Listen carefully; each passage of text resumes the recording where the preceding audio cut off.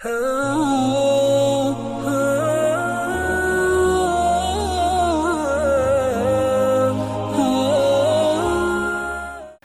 ونصلي على رسوله الكريم اما بعد فقد قال رسول الله صلى الله عليه وسلم ويل لمن يحدث ويكذب ليضحك به الناس ويل له او كما قال. نبی علیہ الصلوۃ والسلام په احادیثو کې د یو داسې ګناه ذکر کوي چې هغه ګناه خطرناک هم ده او هر چاته د هغې ګناه نه د بچ کېدل فرض هم دي. هغه ګناه هغه د ژبې ګناه ده. د ژبې ګناه دومره خطرناکه ده چې مسلمان ته پې تاوان هم رسي او په دنیا کې د سړي عزت هم خرابوي. د ژبې په ګناه کې یو ګناه چې دی هغه غیبت دی، دویم چغلی ده او دریم دروغ دی. د دروغو په باره کې قرآن کریم کې الله فرمایي چې لعنت الله علی الکاذبین، چې الله تعالی په دروغجن سړي باندې لعنت کړی دی. د لعنت ټکی چې په قرآن او حدیث کې چې چرته راغلی وي نو هغه د رحمت نه لرېوالی دی، یعنی دروغجن سړی د الله د رحمت نه لرې وي او په د باندې مسلسل لعنت وي. نو چې یو سړی د الله د رحمت نه لرې شي او مسلسل په هغه باندې لعنت وي نو د هغه دنیا او آخرت دواړه تباه ده. او په حدیث پاک کې راغلی دي چې یو سړی رښتیا وایي او بیا رښتیا وایي او بیا رښتیا وایي، دا رښتیا د عادت جوړ شي نو الله تعالی فرشتو ته وایي چې ته د نوم په دې هغه په رښتینو رجسټر کې ولیکئ، ځکه چې الله سره دوه قسمه رجسټري دي،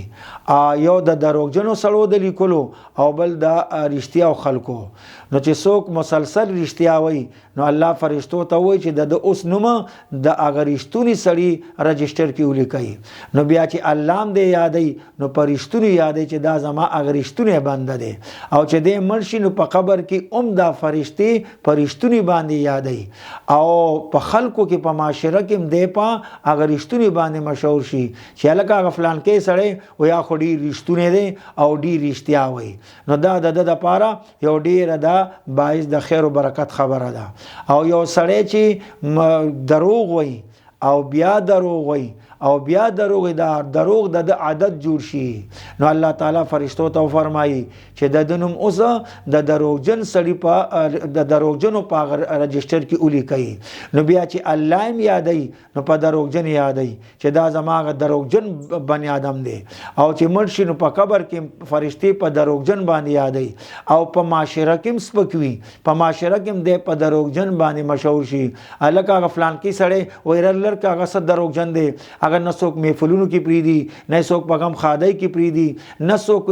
په فیصلو کې او په جرګو کې پریدي، په ټوله معاشره کې چې کم دی هغه سپک وي. او په دروغجن سړي باندې ګورې هغه نه ښځه په اعتبار کوي نه په بچي اعتبار کوي، نو نه ښځه او نه بچي کې اعتبار کوي او نه په معاشره کې د هغې عزت وي، بالکل هغه سپک سړی وي. نو یو خو چې کم دی د ژبې خطرناکه ګناه دا دروغ دی او د دروغ په باره کې د الله لعنت دی. او بل دا دی چې په حدیث پاک کې راغلی چې دروغجن سړي د خولې نه دومره څخه بدبویي ځي چې فرشتې ترې نه یو میل کې لرې ځي. نو د دروغو دومره هغه خطرناک دي او د دروغو دومره چې دی هغه سپکوالی دی. دویم د ژبې چې کوم دی ګناه هغه غیبت دی. غیبت د غیبوبت نه دی، یعنی د یو سړي په غیر موجودګۍ کې د هغه سپکې خبرې کول او هغه پسې هغه خبرې کول چې هغه کې نه وي او نه هغه کړي وي، نو هغه چې کوم دی سپکې خبرې کول دي. دا هم د ژبې یو خطرناکه ګناه ده او په دې سره چې کوم دی د سړي ته ډېر تاوان او مسلمان ته نقصان رسی او بالکل د سړي عزت هم پې خرابېږي. یو سړي د خلکو په مخ کې د غیب سړي هغه بدوالی ویل چې یا هغه کې وي او که نه وي بد سړی وی نو دا خو د هغه سپکوالی رالو، په معاشره کې سپک شو او هغه به خبر نی او خلک به ورته چې دی هغه سپک ګوري. او بل ځای کې راځي دا چې یو سړي د چا غیبت وکړو نو د هغه غیبت کوونکي سړي ټول نیکۍ هغه چې د چا غیبت کړي د هغه په عمل نامه کې ولیکلی شي او د هغه ټول ګناهونه دا چا چې غیبت د هغه کړي د هغه په عمل نامه کې ولیکلی شي. نو دا یو سره خالص چې کوم دی ګناهونه پاتې شي او بل سره خالص ثوابونه پاتې شي، یعنی دا هغه ته هغه بدله ورکوي. نو د چا چې ګناه وي نو هغه د الله د لعنت او د الله د غضب مستحق وي او څوک چې د ثوابونه نو هغه د الله د رحمتونو چې کوم دی هغه مستحق وي. نو غیبت هغه چې دی هغه هم د خطرناک ګناه ده دا د جبې د دین ځان بچ کېدل پکار دي. او درېم چې کوم دی هغه چغلی خوري ده شیطانت دیتا تدبر الاقارب وای یعنی اقارب د اقرب جمع ده. اقرب هغه لړم ته ویل شي نو لړم چې سړی ته نږدې شي نو هغه ټک ور کوي هغه ضرر ور کوي. نو دغه شانتي چغلی خور سړی ته چې کم دی د لړم سره تشبیه ور کړی دا چې دیم لکه لړم چې څنګه ټک ور کوي نو دغه شانتي دیم چې نږدې شي خلکو ته نو ټک دا ور کوي چې د خلکو چغلی خوري او د دغه چغلی د وجنه نن سبا دا خونریزیانی قتلان او خفګانونه د دغه وجنه چغلی خوري د وجنه چې جوړ دي. دغه وجنه په دې باره کې عمر غلی دی قران کې فرمایي الله اذا جاء فاسق بنبأ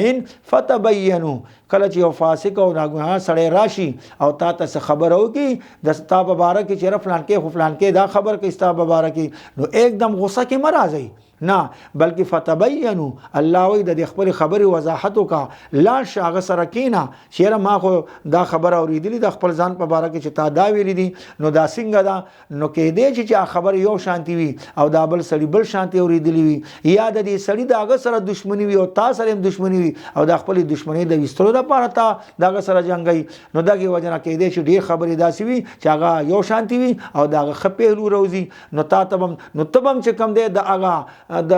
وضاحت نمک چې کم غوسه شوی او ټوپک تماچا راخلی هغه ته ضرر رسي داګین هم سړی بچي او ورته پته مو لګي چې را دا سړی ماته یو کس راځي نو دا خو شیطان دی یا خدای مصلحت د مفسد